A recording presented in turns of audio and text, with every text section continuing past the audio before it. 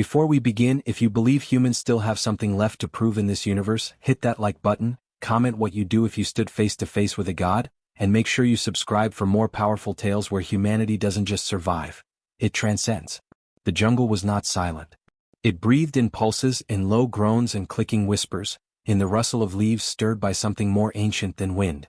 Elias Corman stood on the moss-choked stone path and listened, jaw tight, fingers twitching at his side. He was a scientist, not a mystic, not a pilgrim, and certainly not a prophet.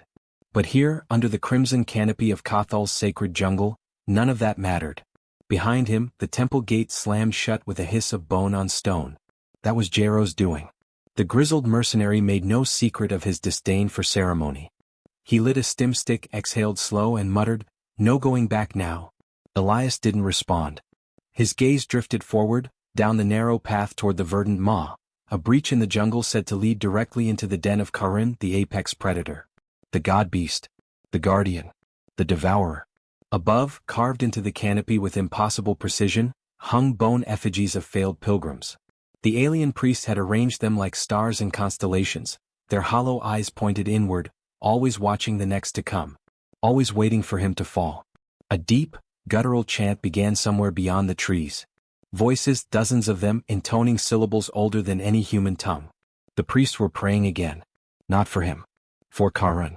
A white-robed figure emerged from the jungle's edge, tall and gaunt, eyes ringed in ceremonial ink. Bethel, high priest of the flesh. He regarded Elias as one might regard an offering placed too early on the altar. Premature, unworthy, a waste. "You carry no weapon," the priest said in perfect Terran. "Do you wish to die quickly?" "I wasn't told I'd be allowed one," Elias answered, keeping his voice steady. Bethel tilted his head. "You were not told anything. That is the nature of the rite. You either return, or you do not." "I'm not here to kill your god," Elias said. "No. But it may choose to kill you." Jero scoffed behind them. "Or maybe he'll bore it to death with all that scientists talk." Viethal ignored him. His fingers hovered over a carved totem at his side. "Know this, Elias Corman. Your kind, your species, thinks power comes from force. Guns. Fire. Muscle. You misunderstand. The predator does not bow to strength. It bows to truth. And only if it wills it." Elias felt the weight of that. Not the words, but the conviction behind them. "I didn't come to bend anything," Elias said. "I came to understand." The priest narrowed his eyes. "Then you are either wise beyond your species, or you will be the next effigy to hang above our gate." The jungle groaned again. This time the sound did not come from wind or insect or priestly chant. It came from something massive. Something exhaling. Something waking. Jero stepped forward, hand instinctively reaching for a weapon that wasn't there. His contract forbade it. No steel in the maw. No fire. No threat. "That it?" he asked, eyes scanning the trees. Viethal gave him no answer. He turned and disappeared into the underbrush, robes trailing behind like smoke. Elias swallowed, his throat dry. The humidity clung to his skin, thick as oil. The path ahead narrowed into the darkness of the maw, where light bent strangely and sound vanished entirely. 3 days. That's what they'd told him. 3 days inside. Alone. If he lived, he would be changed. If he died, he'd be forgotten. Jero walked up beside him, flicked his stim stick into the dirt. "You don't have to do this," the mercenary said. "I already did," Elias replied. They stood in silence a moment longer. Then Elias took a single step forward. "Hey," Jero called after him. "If you make it back, I owe you a drink." Elias didn't turn. "If I make it back, I'll tell you what it saw in me." He stepped into the maw. The jungle closed behind him. Inside, the light changed. Everything became dreamlike, colors too bright, shadows too deep. The air pulsed with a low vibration that had nothing to do with sound. It crept into his bones. He passed under archways of twisted bark and bone, past stone monoliths covered in glyphs he couldn't read but somehow understood. They told stories. Of pilgrims. Of trials. Of something waiting at the end, massive and patient. The deeper he went, the quieter it became. Until there was only the sound of his breath. Even his footsteps made no echo here. As if the ground refused to remember his presence. He found the first sign of the predator in a clearing bathed in red pollen. A tree? No, a carcass wrapped around a tree. Torn open. Ribcage splayed like wings. There were no insects. No rot. Just silence. Elias stepped around it carefully. The glyphs here were different. Not stories. Warnings. He pressed forward, resisting the urge to run. By the time the sun dipped below the canopy, if it could be called a sun, that hot blue orb barely visible through the vines, he had found a place to rest. A hollow beneath a root system dry and cool. He lit a low-burning flame cube, not for light, but for warmth. The jungle was alive with whispers. Not words. Not quite. He pulled out his recorder. Activated it. The red light blinked slowly. Day 1, he said, voice hushed. No sign of the apex yet. Signs of past kills, territorial markers. I think it's tracking me. Maybe testing. The priest said it doesn't kill out of hunger. It kills out of choice. I think it's watching me. He looked around. Nothing moved. I wonder what it's looking for. That night he dreamed. Not of monsters. Of memories. His first field mission, the one that broke him. His partner screaming over comms. The tremor in her voice. The static. The silence after. He woke gasping, clawing at the vines. Morning came or something like it. The jungle never truly brightened, but the pulse of the canopy shifted. He continued. The ground sloped downward. He passed over bridges made from woven roots that vibrated beneath his feet like taut wire. At one point he found a skull placed neatly on a pedestal, too large to be human, too small for the predator. An offering or a warning? Maybe both. Around midday he stopped at a clearing where the trees formed a perfect circle. He stepped inside. The moment he did, something changed.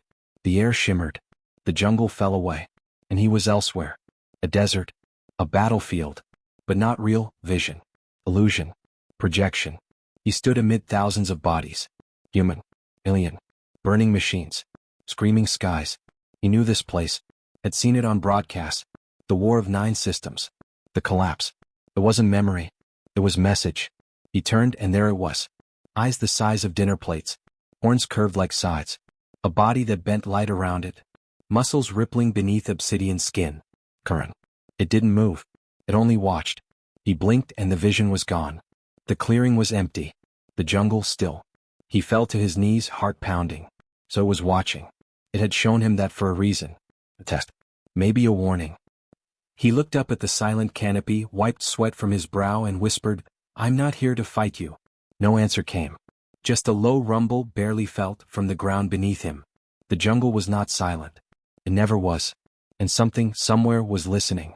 Elias moved like a shadow beneath the canopy, his breath shallow, each step measured as if the ground itself might recoil. The jungle had begun to change. The air no longer just hummed, it sang. Low, bone-deep harmonics vibrated through the foliage, threading into his ribs and skull like a silent hymn. It wasn't random. It was rhythmic, patterned, alive. He paused at the edge of a hollow where the underbrush had been flattened into a spiral. No blood, no tracks, just a single obsidian feather at the center, longer than his forearm. Elias bent and picked it up. It was impossibly light and unnaturally smooth, humming faintly against his fingertips. A presence passed over him. Not wind. Not beast. Something unseen, brushing the edge of his mind like a cold whisper. He let the feather go. The deeper he moved into the verdant maw, the more the jungle ceased to resemble anything known. Branches curled like vertebrae. Leaves shimmered with translucent skin. Some opened as he passed, watching without eyes. He had entered a place not grown but sculpted, shaped by something with intention. Intelligence. Elias didn't speak into the recorder anymore. His words felt too loud. By the second day, hunger clawed at him. The nutrient tabs in his pouch were almost gone. He drank from a root vein and hoped it wasn't laced with hallucinogens. Sleep had become a gamble. Even with his eyes closed, the jungle bled color behind his lids, luminous trails of red, green, and ultraviolet woven into shifting figures. Faces. Symbols. The predator's tongue etched into the air.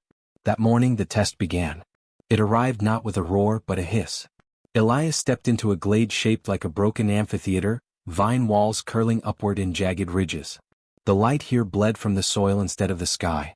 In the center, a beast stood waiting. Not Karun. Smaller. Sinewed. A perfect hunter. It looked like him. The creature shared his height, his build, but its skin was blackened, veined with red. Its face was half his, half something else. Elongated, inhuman. Its eyes were mirror silver. It carried no weapon, needed none. Elias took a step. It matched. He raised his hand. It did too. He tried to move left. The creature mirrored him perfectly. Not a delay. Not a hint of lag. It wasn't mimicking. It was him. He realized the test wasn't strength. It was identity. He ran forward. So did it. They clashed, fists meeting with a shockwave that knocked leaves from the canopy. Elias staggered back, arm numb. The creature kept coming. Silent. Precise. Each move a reflection of his instinct. He feinted. The creature feinted. He crouched, feigned injury. It knelt, mimicking the pain. Then it struck. A blow to the ribs. Another to the neck. It moved with his timing, his breath, his thought. He couldn't outfight it. Because it was him. He rolled, using the slope of the glade to gain distance, chest heaving. The creature watched but didn't advance. It waited, still as sculpture. Elias stood slowly. This was the test. Not of combat. Of surrender. He dropped his arms. Took a breath. Closed his eyes. He exhaled everything. The fear, the ego, the scientist's need to understand, the human need to win. "I'm not here to prove myself," he whispered. "I'm here to learn." He opened his eyes. The creature was gone. In its place stood a monolith, jagged and obsidian. At its base, a single glyph burned, two figures mirrored, one lowering its head. He stared at it for a long time. That night, the jungle grew warmer, softer. The hum lowered into something almost like music. His dreams no longer showed war. They showed stars. Paths between them. He dreamed of Karin, not as beast but as presence. Watching through the trees. Waiting. Outside the Ma, Jero paced the perimeter like a caged animal. The priests refused to speak of Elias. They wouldn't say if he lived or if the jungle had consumed him. Vathal prayed louder each night, offering bone and ash into the sacred fire. "He's not your offering," Jero growled once. Vathal turned, face painted in soot. "He is not yours either. He's a man. Not some toy for your gods. He is flesh. All flesh is tested." Jero clenched his fists. "If he dies, I'll burn this whole grove down." "You may try," Vathal said without flinching. "But the jungle does not burn for men like you." Jero walked away, breathing smoke. Inside the Ma, Elias followed the pull. There were no paths now. Only instinct. He came to a tree unlike any he had seen. Towering. Cracked down the middle. From its hollow core came a glow. He stepped into the crevice. Inside was silence. And waiting. Glyphs pulsed on the walls. They told a story. Once the predator had roamed free, wild and furious. Until something came from the stars. Not to hunt it. Not to fight. But to understand. That being touched the beast's mind. Showed it something new. And the predator bowed. The bond was formed not through conquest, but empathy. Elias stepped back into the jungle. The trees parted. Ahead the air shimmered like heat haze. And beyond it the ground trembled. Was coming. He knelt, heartbeat steady. Karin would arrive soon. And when it did, it would not be strength that saved him. It would be something older. Older even than fear. The jungle held its breath. Even the pulse beneath Elias's feet seemed to still as he stood in the clearing, the air taut with unseen tension. The trees curved backward in a wide crescent, framing a space devoid of wind or sound. Vines hung like silk drapes from skeletal branches above, unmoving. Insects didn't chirp. No leaves stirred. It was as though the forest itself knew what was about to enter and dared not interrupt. Elias exhaled slowly. He'd crossed thresholds before. Dangerous terrain, alien borders, bureaucratic lines he wasn't supposed to step over. But this was different. This was not a place but a presence. And it was coming. The earth beneath his boots shivered. What? Then again stronger. He didn't move. A shadow passed over the clearing. Not cast by light, but by something denser than shadow should be. At the far edge, where the vines parted like curtains, it stepped through. Karin. It was colossal. Its four limbs moved with terrifying grace, each footfall as precise as a blade sliding into flesh. Its skin was a black that absorbed the light and gave none back. Lines of phosphorescent gold traced along its body, pulsing like veins. Horns curled back from its brow like fossilized flame, and from its mouth came no sound, only breath like steam rising off an ancient forge. Its eyes, twin burning galaxies, fixed on Elias. He didn't run. It studied him, unmoving. Neither crouching to pounce nor shifting in challenge. Just watching. Elias took a single step forward. The predator's head tilted slightly, a gesture that could have meant anything, or everything. Testing. Waiting. Measuring something beyond mass or threat. Elias spoke, not with bravado but with clarity. "I came here to understand you." Karin blinked slowly. The gold lines along its body flared faintly. I know others came to prove themselves, Elias continued. To fight. To survive. Maybe they thought that would earn your respect. The predator did not stir. But I'm not them. He took another step, keeping his movements open, deliberate. His voice was steady, but his pulse beat like a drum beneath his ribs. I saw your memory, he said. The one in the glade. The battlefield. The mirror version of me. That was never a challenge of strength. It was a reflection. A question. About who I am when no one's looking. A low vibration rumbled through the clearing, not from the beast but from the ground itself. As if the jungle listened too. I don't want to tame you. I don't want to bow to you either, Elias said. I want to know what made you bow once before. The predator's breathing deepened. Not louder, deeper star. Resonant like a drumbeat beneath the world. Elias didn't falter. He reached into his satchel and pulled out the feather. The one he'd found days earlier. He held it out in both hands, offering it as he would a fragile truth. I'm not here to conquer, he said. I'm here to answer the question you've been asking for centuries. Curran moved. Not suddenly. Not violently. One step. Then another. Each footfall sinking into the moss without a sound. The jungle seemed to curl inward behind it, vines shrinking away from its path. Its gaze never left him. Elias stood his ground. The beast stopped 3 feet away. Its breath brushed against his skin, warm, metallic, vast. It leaned closer. Elias smelled ozone, earth, and something older than words. The predator's head dipped lower. Eyes narrowed. Elias did not blink. Curran opened its mind. Images, not words, flooded Elias's thoughts. A vast savanna beneath alien moons. Lightning cracking over jagged peaks. Oceans that sang. Civilizations rising and crumbling. A memory of being hunted. Then revered. Then caged.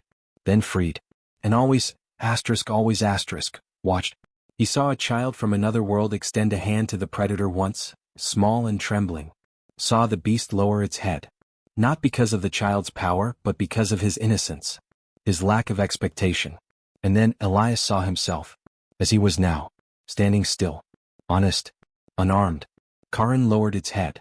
Not as surrender. Not as defeat. As recognition. A single tremor rolled through the ground like a sigh of ancient breath. The jungle exhaled. Behind Elias the canopy peeled back. Alien priests stepped into the clearing, their eyes wide, their mouths agape. Vithal led them, his ceremonial robes trailing in the dirt. His voice caught in his throat. It cannot be, he whispered. Jero appeared behind them, bruised from pushing past whatever rites had barred his entry. His jaw dropped as Curran stepped beside Elias and looked toward the others, not with threat but with absolute silence. Absolute dominion. Elias turned, eyes locking with Vithal's.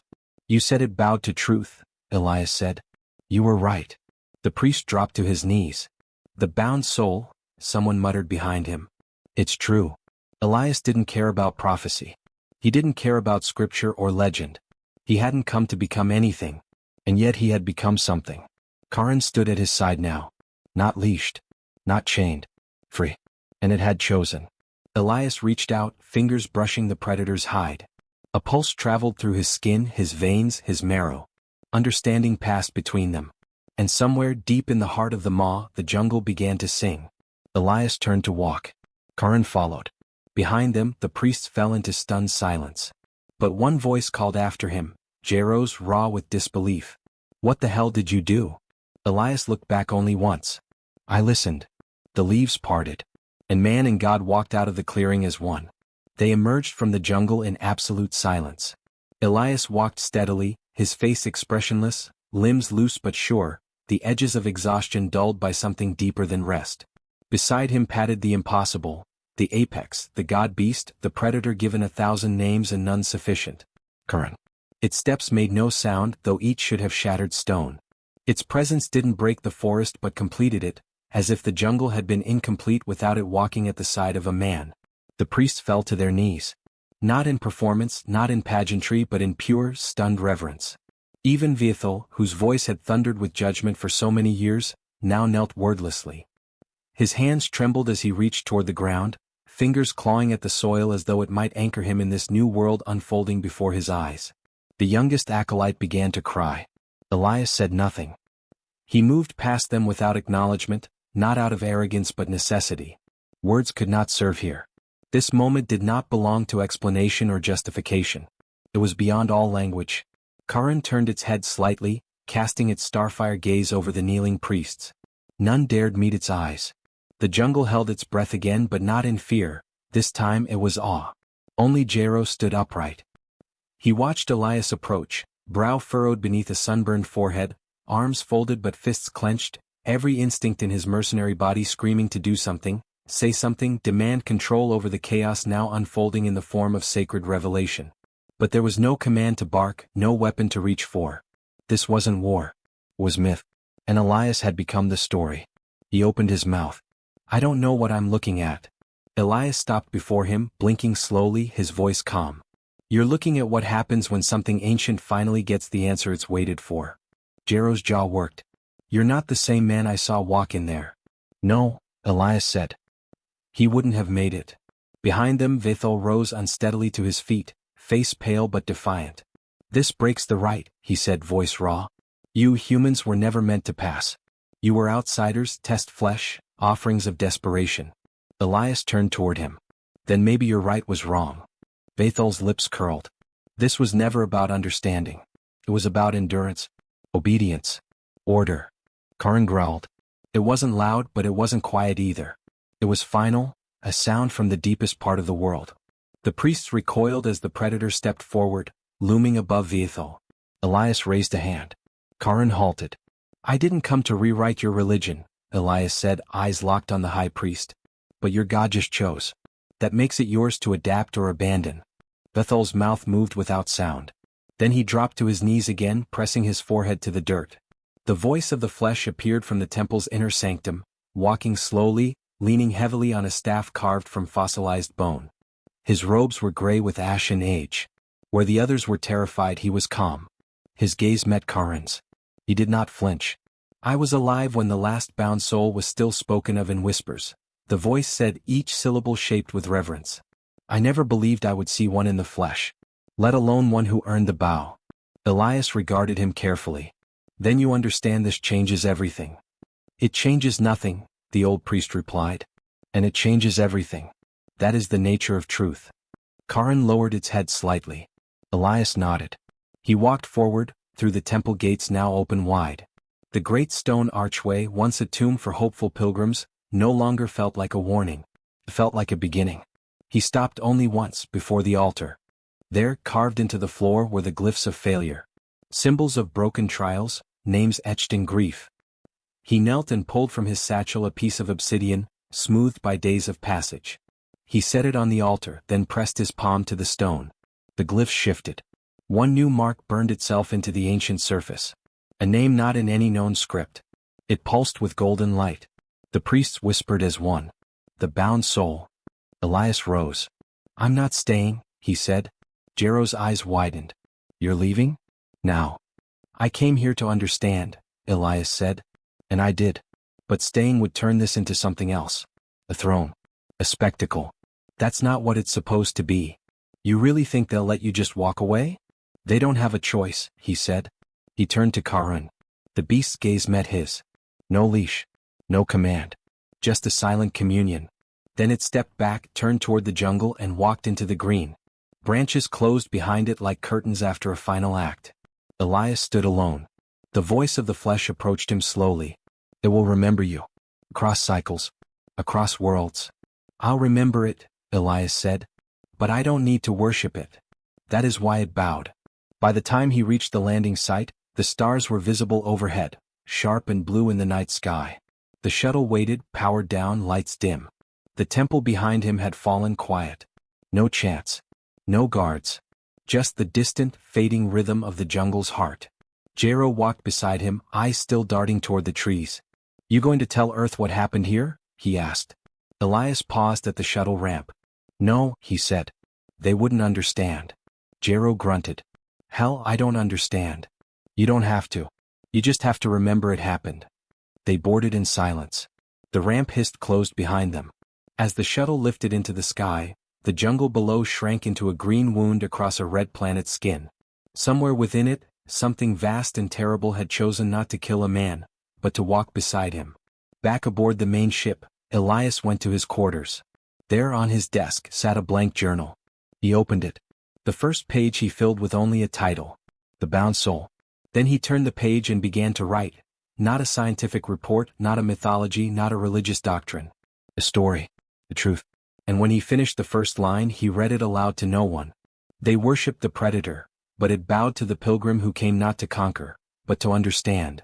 The story did not end when Elias left Cathal. It began again in whispers. At first there were only rumors, strange transmissions intercepted near the Cathal quadrant, garbled but unmistakable. A human name carried on alien tongues. Priests of long-dead orders repeating it in chant. Planetary broadcasts interrupted by glyphs no Terran linguist could translate. But the image was always the same.